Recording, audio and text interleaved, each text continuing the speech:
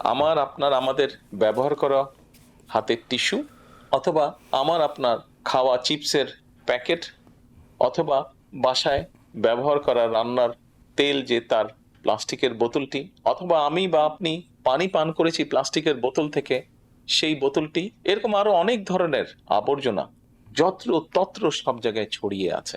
আমরা যদি সকলে মিলে একটু সচেতন হই, আমরা যদি নিজেরা সচেতন হই, যত্রতত্র যদি আমাদের ব্যবহারকৃত আবর্জনাগুলো যদি যত্রতত্র আমরা না ফেলে দিই, আমরা যদি একটি নির্দিষ্ট জায়গায় এই আবর্জনাকে জমা করি এবং নির্দিষ্ট উপায়ে যদি এটাকে পরে ধ্বংস করি, তাহলে যেমন আমাদের পরিবেশটি ভালো থাকবে, ঠিক একইভাবে আমরা আমাদের পরিবেশটাকে সুন্দরভাবে রাখতে পারবো। কাজে আসুন না, আমরা যদি আজকে থেকে প্রত্যেকে সচেতন হই, আমাদের হাতের আবর্জনা বা ব্যবহৃত আবর্জনা যদি নির্দিষ্ট জায়গায় সুন্দরভাবে আমরা গুছিয়ে ফেলি, তাহলে ধীরে ধীরে হয়তো আমরা আমাদের এই বাংলাদেশটাকে আবর্জনা মুক্ত করতে পারবো, সুন্দর একটি পরিবেশ গড়ে তুলতে পারবো।